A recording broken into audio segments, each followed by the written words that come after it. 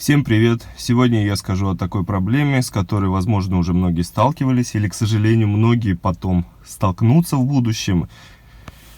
У нас сегодня Hyundai Solaris, пробег у нее 150 тысяч, она выработала свой ресурс. На Kia Rio такая же фигня будет. Я думаю, многие сталкивались с проблемой, когда садишься в салон, заводишь машину, едешь, и на первой скорости вентилятора начинает идти стрекот из моторчика, появляется сверчок в машине.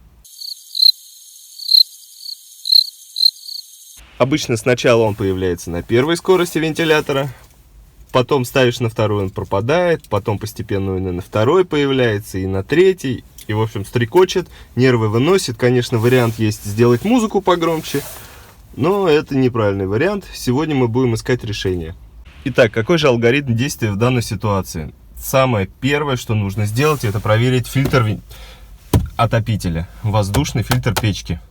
Как снять, проблем нет. Чуть приподняли, повернули, упоры откинули, далее отщелкнули с обеих сторон крепление, убрали эту пластинку и вытащили фильтр.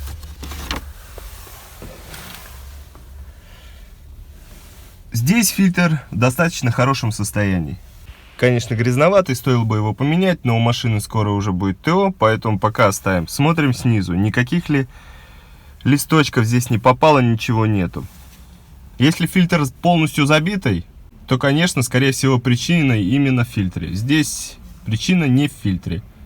Так, это первое. Второе, дальше. Если фильтр чистый, выключаем печку на 0 и лезем рукой туда, смотрим, нет ли там ничего. Здесь ничего нет, только грязи полно. Это второе, что проверить, это наличие каких-то предметов внутри именно вентилятора. Далее, если это не помогло с фильтром, все собираем назад, закрываем бардачок, лезем вниз. Так, вот лезем вниз. Иногда появление этого сверчка можно обнаружить, вот нажимая вот на этот разъем при включенном. То есть нажимаем, он начинает стрекот идти. Стрекот обычно, вот этот сверчок, появляется при движении где-то, особенно по круговому движению. Когда машина начинает наклоняться, идет вот этот сверчок. Далее мы теперь снимаем этот вентилятор. Он крепится на 3 шурупах. Сейчас я постараюсь показать их. Так, вот эти 3 шурупа. Теперь крестовой отверткой я их выкручиваю. После того, как шурупы выкручены, вентилятор просто выпадает и начинает висеть на своем штекере, на своем разъеме. После этого можно включить зажигание, поставить на единичку, посмотреть, как работает вентилятор. Во время его работы можно покрутить его, чтобы вал начал отклоняться, и посмотреть, откуда идет сверчок. Обычно все это происходит, подчеркну, когда мотор горячий. Когда он холодный, этого не услышите. Здесь сейчас он холодный, я этого не слышу. Но водитель сказал, что сверчок есть, поэтому я разбираюсь дальше. Так, долго вентилятор не держите включенным, потому что он очень активно подсасывает энергию из аккумулятора. Так, штекер снимается довольно просто. Нажатием просто вот на эту часть отклоняется. Вот так нажимается и вытаскивается.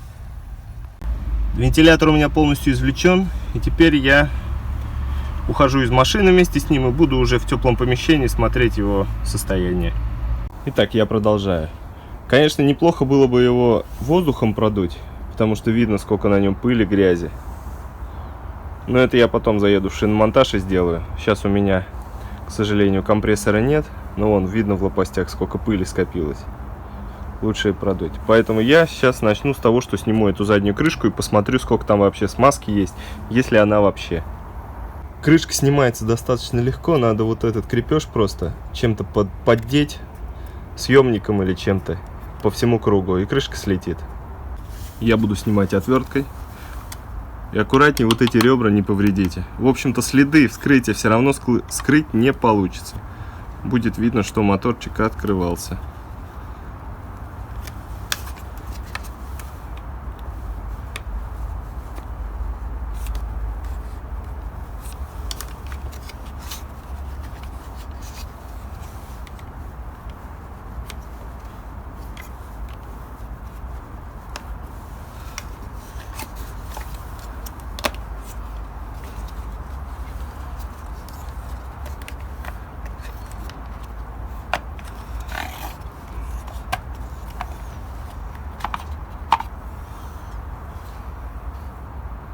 И, в общем-то, как и следовало ожидать, здесь грязи полно. Вот даже комар мертвый есть.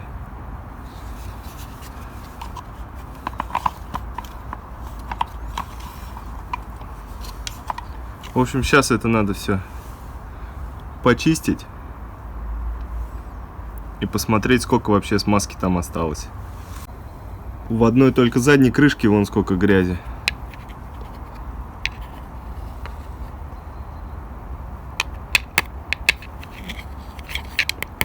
Конечно, при попадании на вал она там все стирает. И смазки я вообще там не увидел сейчас. Честно говоря, я ожидал на этой крышке, вот здесь, в этом месте, увидеть хоть какое-то количество смазки и хотел ее в вал обратно запихнуть. Но здесь вообще смазкой даже не пахнет никакой. Просто все сухо и чисто. Ну, не чисто, но сухо. То есть никаких следов смазки нет. Либо она вся выгорела уже, либо ее клали очень мало. И поэтому получается писк вот этот, свист. Заехал я в шиномонтаж на Домодедовской 26. Сейчас, ребят, попрошу продуть мне вентилятор. И посмотрю, сколько там грязи и пыли. Давай, вот дуй сюда. Прям в вентилятор.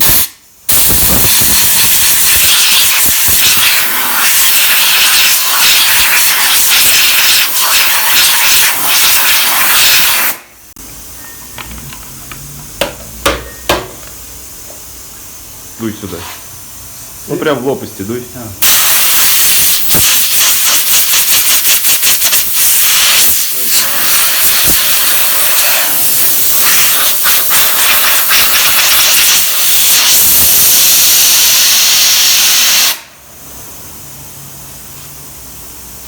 Моторчик продули.